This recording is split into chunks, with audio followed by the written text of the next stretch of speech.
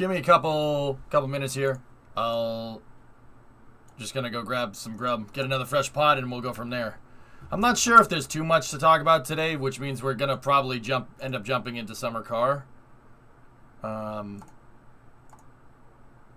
Thank you for everybody that helped me with the power lines and stuff. I do appreciate it.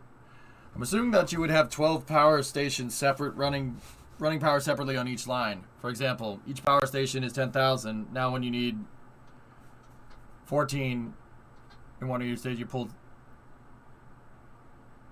2 cables from the line. Yeah.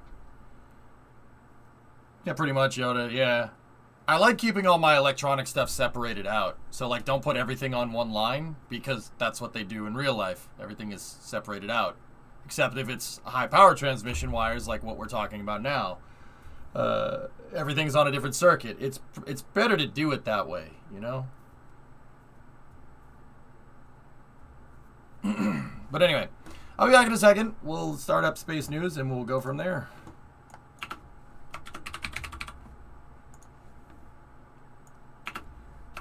And then we got Summer Car after that.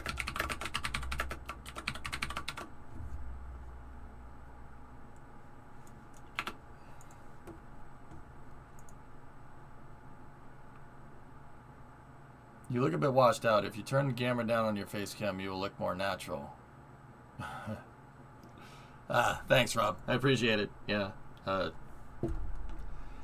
Dude, if I wash it out, people say you turn down the DMA. If I turn it down, turn it up. It's just, dude, it's fine. I don't like screwing with my streaming setup, especially when I'm streaming, but I'll take that into account. Thanks, buddy.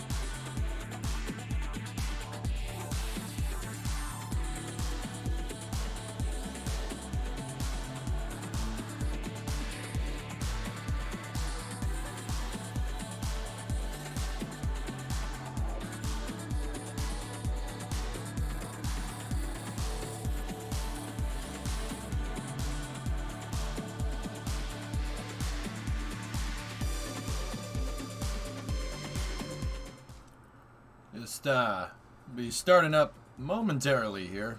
I'm just finishing my food.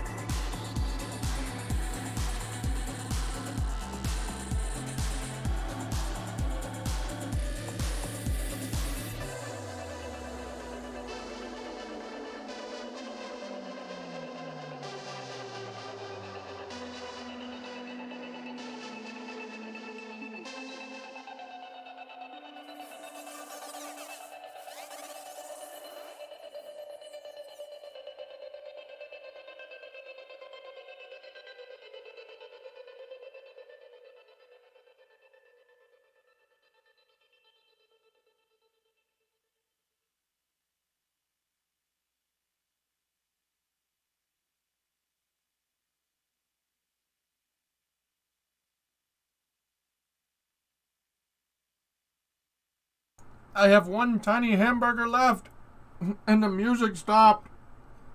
No!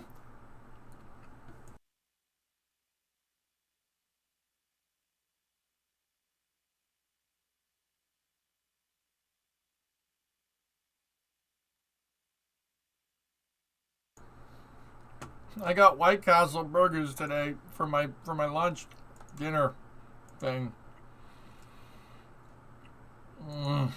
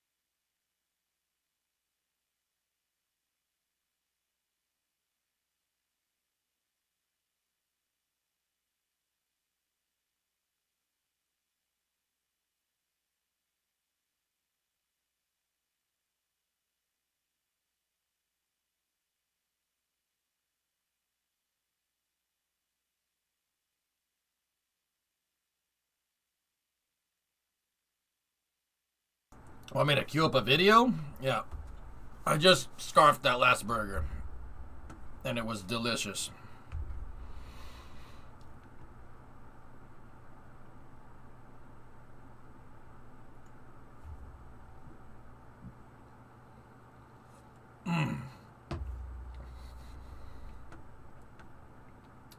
Okay. Let's take a look. So, it is December 30th, 2021. Welcome to Space News.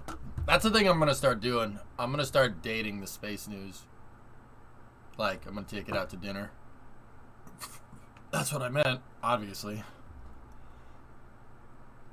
We'll start with welcome to Space News. It is blah blah blah date and blah blah blah, and then topic of discussion. I think we should start doing that. Anyway, how's everybody doing? Hope you enjoyed satisfactory early hours. Make Space News pick up the bill. Just the tip, though.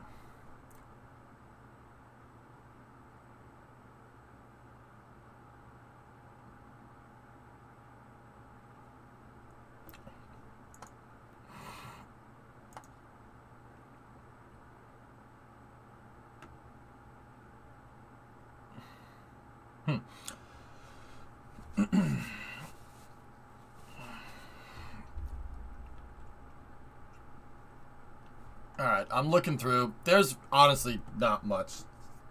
Not much. Is there any particular topic that you guys wanted to discuss at all?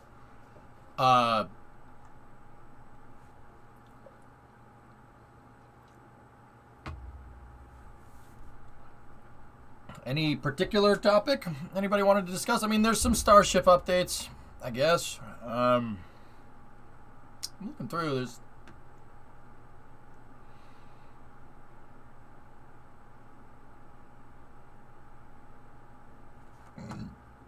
all the legs on the crushed up Falcon 9 were removed. Yeah.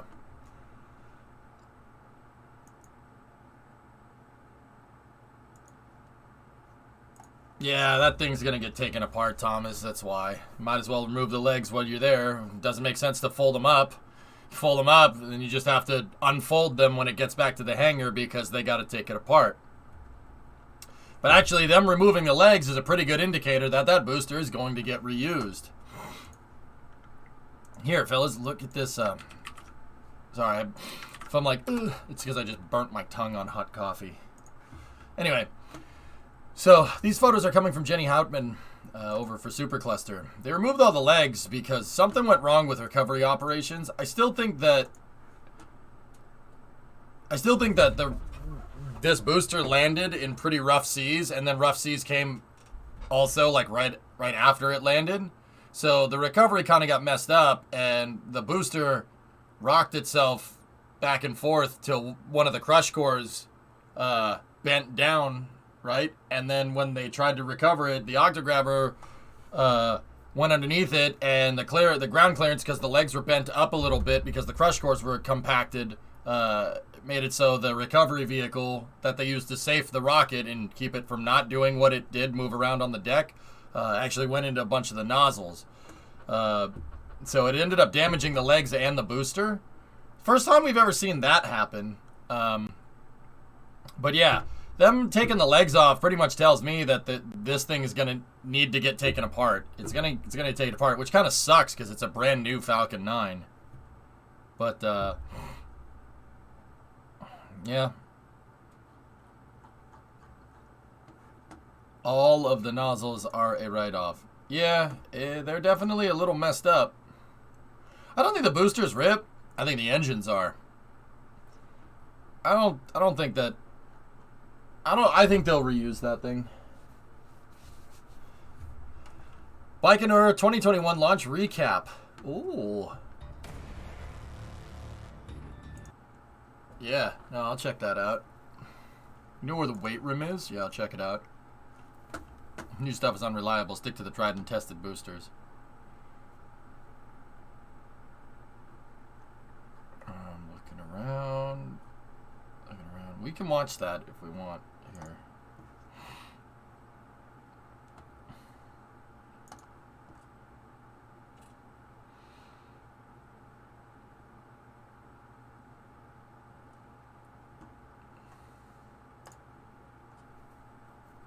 Hey, Chalky, what's going on? Yeah, guys, there just really isn't much. There was a couple of space news articles that Phil linked yesterday that I kind of want to talk about.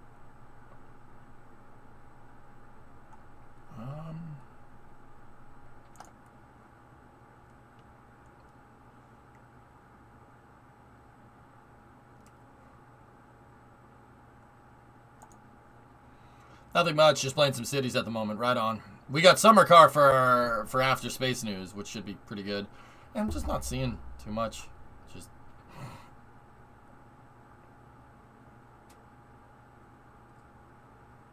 can we just take a moment and appreciate the fact that we're at a point where landing, that a landing that doesn't go perfectly is news? Yeah, right. Crazy, huh? It's funny how that switched, and it happened very, very fast. There's one of them, Thomas. Thank you. Sorry. Just a little slow today.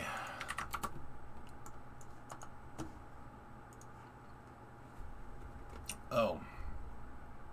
Give me 1 second, guys.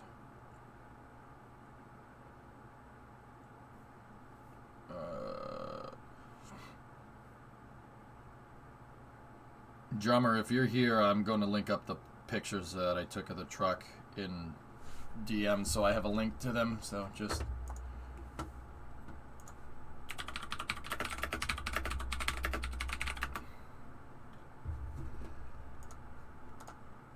So I did work on the truck today too, just on a side note.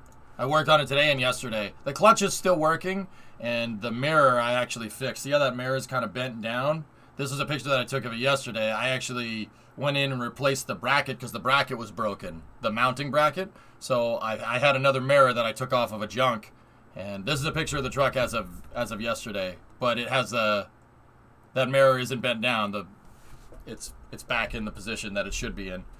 So yeah, drummer, I needed to get a link so I could show them this picture. But yeah, there's the truck. People ask about it. So there it is. You got a bed cap? Yeah, I put a tonneau cover on it, Jim, so I could store stuff in the pickup bed. I have tools, spare parts, the extra gas tank that was in my living room is back there, all the straps for it and everything to put it in. We're going to have to take the bed off again so I can mount the tanks correctly. Well, not mount the tanks correctly. You can do it with the bed on. It's just easier with the bed off, considering the bed is there's 8 bolts for the bed. And only 4. I only got 4 of them from the junkyard to be able to resecure this thing. So, I have a brand new hardware set for all the bolts to put this whole thing back together. And I figure if I got a new hardware set for that, I might as well take the bed off and get everything squared away underneath. That's something that I wanted to do before the winter, but I need to get an off-roader when I go hunting. Yep. Do you have an idea what kind of data comes from your OBD1 port? Anything more than just error codes? It